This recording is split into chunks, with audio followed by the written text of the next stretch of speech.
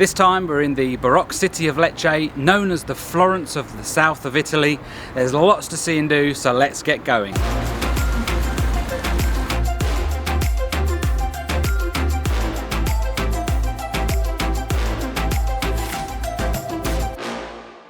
Lecce is a cosmopolitan university city and the provincial capital of the region Puglia. Whilst you might not have the wonderful coastal views that we've seen in previous episodes in our series, this really is an exciting, photogenic city to spend some time in. Nicknamed the Florence of the South for its baroque architecture and general sophistication.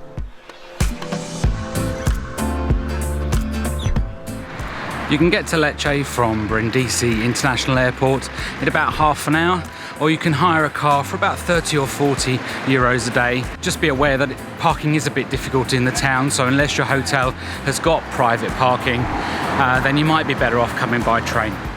You can also get a taxi or a bus from Brindisi. The prices are on the screen now. So we're staying at the Torre del Parco Hotel, which is a historical tourist attraction in its own right. It's a fantastic hotel, and if you want to see more about that and our stay here, then click on the link top right now. It's a nice 10-minute easy walk from the hotel to the old town.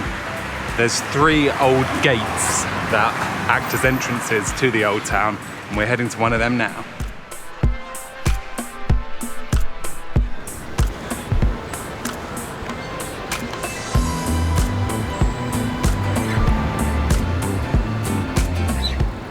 Lecce doesn't have a real must-do list of things to see and tick off as tourist attractions, which in some way makes it quite refreshing. As you head into the old historical town area, you'll find hidden gems in the cobblestone lanes like baroque churches, half-revealed Roman ruins, family-run restaurants and outdoor cafes. We'll take you around all the things we found most interesting on our 2-day stop here.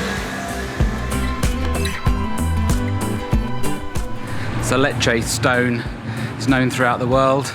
It's a form of limestone and it's sort of yellow in colour. And what's really nice is at night in the old town, as the lights come on, it gives sort of like a warming glow, and you'll see that a bit later on when we walk around.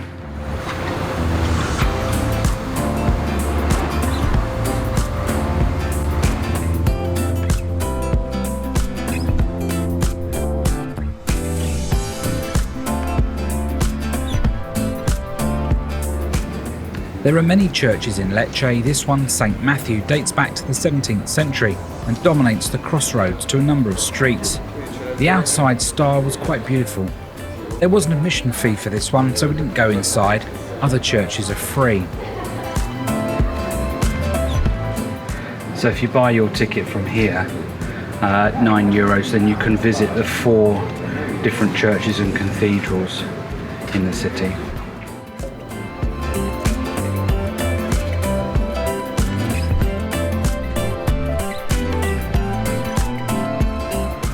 So this time of day there's not many people out and about because it's coming up to lunchtime. It's very hot. Things sort of close between 1 and 5:30, and then the town really comes alive after that, sort of a bit later on. So whilst it's a nice quiet time to walk around, it is extremely hot, so you need to try and zip in and out of the shade to make the most of it, but it's still worth being out and about.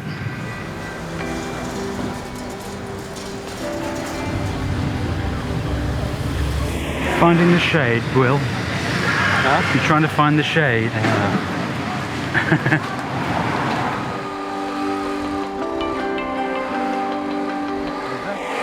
Just stumbled across this. It's called the Teatro Romano. It's another kind of open-air theatre, which they seem to be using leaf blowers on for some reason. Well, they're cleaning the floors, Will. This is the really cool thing about Lecce. You stumble upon unexpected things all the time, and this was hidden down a tiny back street. Pretty cool. We'll put a link to it on the map in our description.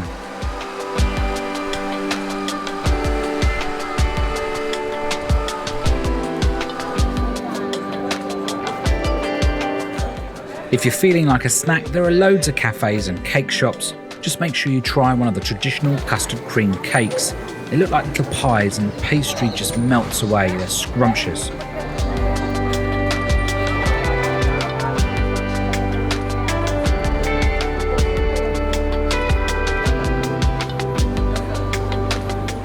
Want something a bit more alcoholic? Then pop into a free wine tasting and just pretend you want to buy something. So behind me is the Roman Amphitheatre in the centre of Lecce that was built in the 2nd century AD and only rediscovered back at the beginning of the 19th century when they were excavating, and since then they've sort of excavated out and they continue to do so today to improve it. But as you can see, it's pretty amazing, and they use it for events and things like that during the summer.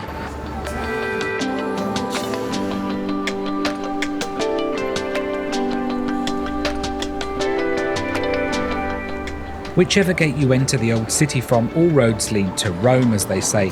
In this case, the Roman Amphitheatre and the impressive Piazza Sant'Oronzo. Calm and relaxing in the day, and vibrant and full of atmosphere at night, as you'll see later.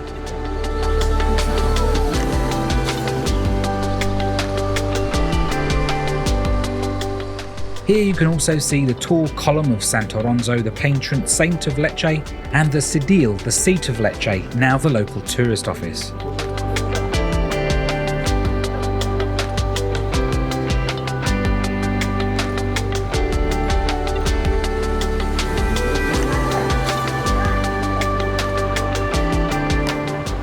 As you walk up one of the shopping streets just off of Sant'Oronzo Piazza, you see the Church of St Irene in the distance. Built some 4 centuries ago, it's one of the free-to-visit religious sites and worth stopping inside. Whilst it may appear a relatively plain interior, there are some interesting carvings, figurines and frescoes. St Irene was the previous patron saint to Lecce before Oronzo took her place.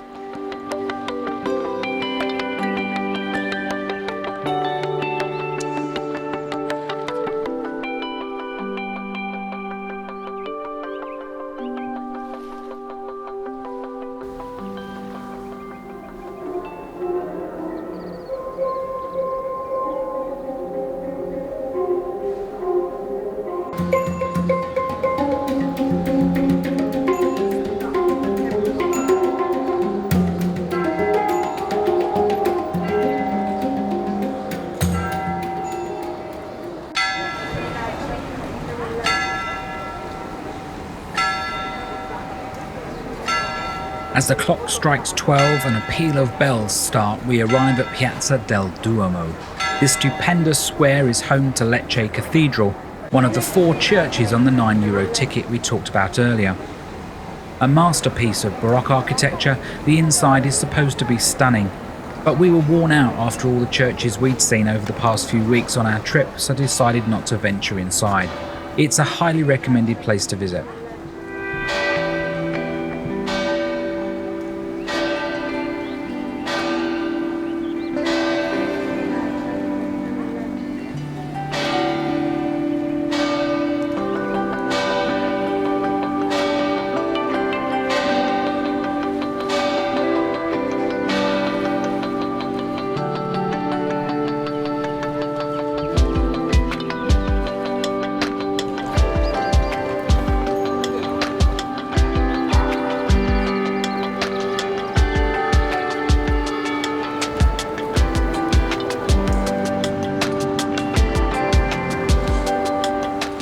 As we reach the north side of the old town, you can see one of the other gate entrances.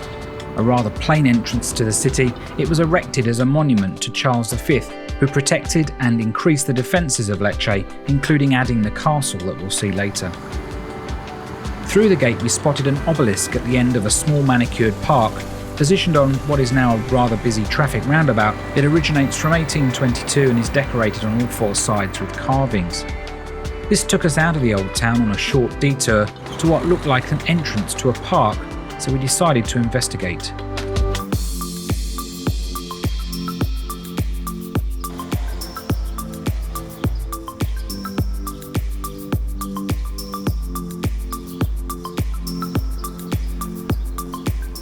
So we stumbled upon this little garden. We thought it was a garden, but actually it's some sort of monastery stroke sort of cemetery area.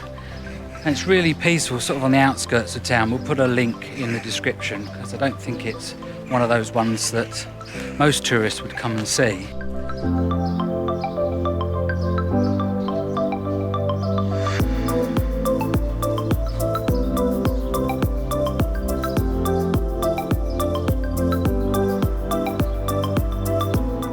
but they've got like mausoleums in the cemetery area, and it just reminds me a little bit of Recoleta when we were in Argentina. Sadly, it was before we started our channel, so we don't have a video on that one.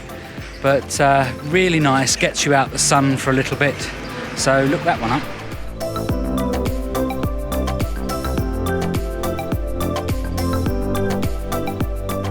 Just walking around town and we've come across Lecce Castle, Castello de Lecce. It's kind of run down. I think you can pay to go inside, but it looks pretty closed up today, really. We've just walked around the perimeter of it. It's not really our thing, to be honest, but there is one here if you fancy it. There is an interesting fountain outside the castle, made in bronze from pipe organ tubes. Created by Antonio Mazzotta, winner of a public competition to celebrate the installation of a viaduct bringing water into Lecce. The installation is known as the Fountain of Harmony. They say that mad dogs and Englishmen go out in the midday sun. Well, us Englishmen are out in the midday sun, but at least we're carrying some water with us.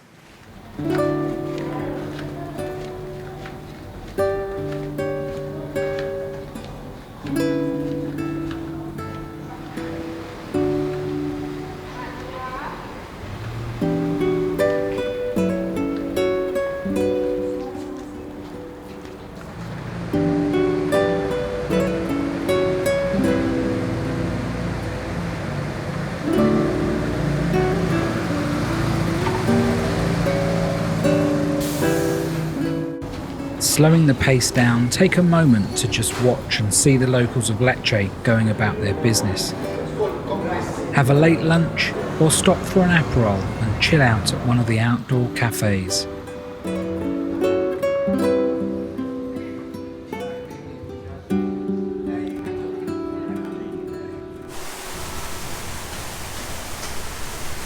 For something equally as relaxing, head over to the Giuseppe Garibaldi Public Gardens a few streets away from Piazza Sant'Oronzo. This is a tranquil place to spend a late afternoon wandering around the fountains, garden paths and flower beds, in between interesting structures and busts.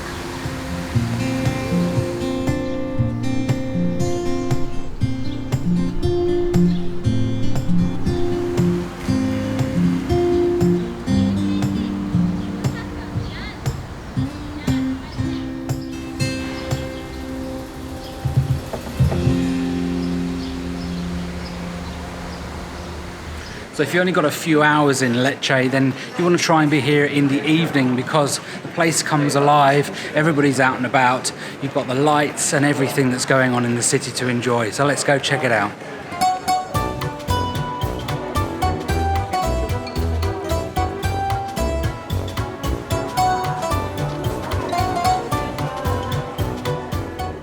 After a siesta, the shops and restaurants open again around 5:30 for the evening trade, and the streets become filled with market traders, buskers, and everyone looking for a good time and good food. The yellow lighting fills the streets, and it's a joy to be walking around the old town and seeing it from a different perspective.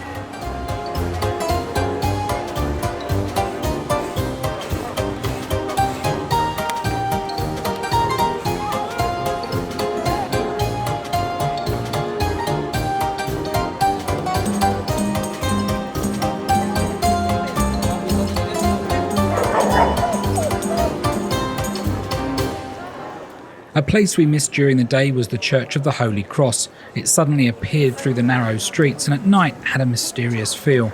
The architecture is quite beautiful. This is one of the places on the €9 ticket we spoke about earlier. You really do need to stop and take in the design and ornately decorated cherubs and bunches of fruit. It's attached to the convent of Celestini. Apparently the cloisters inside are not something to be missed and quite stunning. Amazingly now it's used as a government building. What a place to work.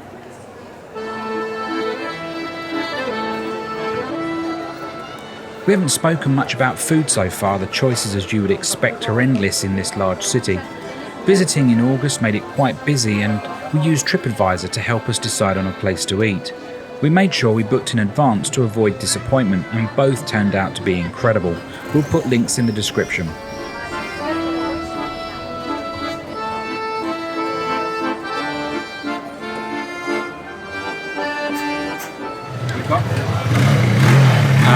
burrata with some kind of cured meats. A more selection of the cured meats, some sausages and some cheeses, and that's served with honey, breads and bits. I can't remember what this is called, but it's like a local Pugliese thing with some sun-dried tomatoes, more cheese, and like kind of crunchy bread bits. What have you got? Some unpronounceable shaped pasta named pasta with broccoli and melted burrata on top of some sun-dried, with sun-dried cherry tomatoes, all being washed down by this local tipple from Puglia.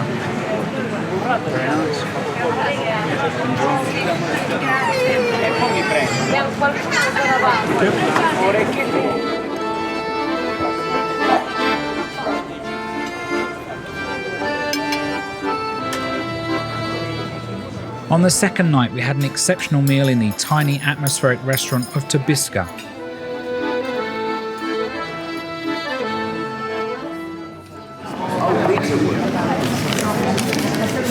That was the mozzarella, wasn't it? Yeah. And that's the burrata. And this is 24-month-old aged ham.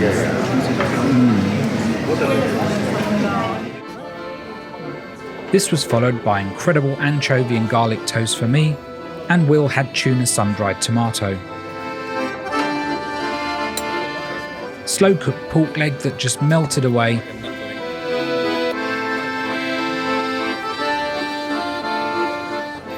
And a small chocolate dulce de leche dessert, wonderful.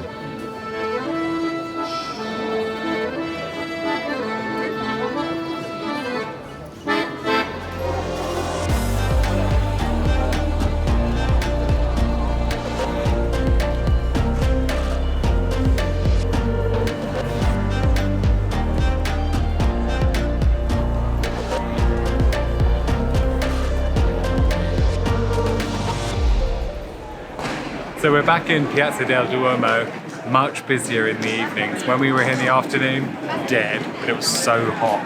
Now it's a beautiful temperature. They light all the buildings up at night time, and it's really beautiful.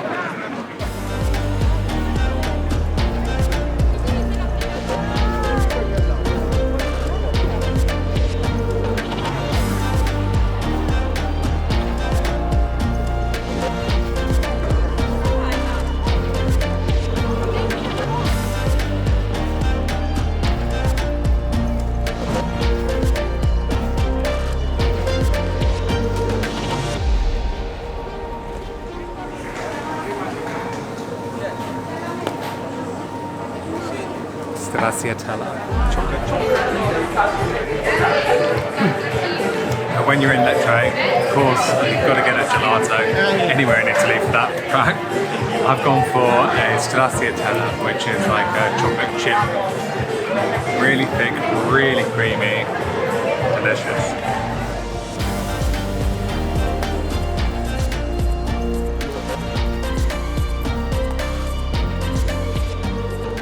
So that's about it, guys. We hope you've been watching over the last 3 or 4 weeks our different guides to the Puglia region. And if you're new and you're just thinking about subscribing, please join us on this journey. We'd love to have you on board and help us grow our channel. And if you want to reach out to us, you can do so in the comments as well. But we've got lots more coming throughout the year. We're trying to book more as we can. But please subscribe, join us, and we'll see you again next time, and thanks for watching. Take care. Bye-bye.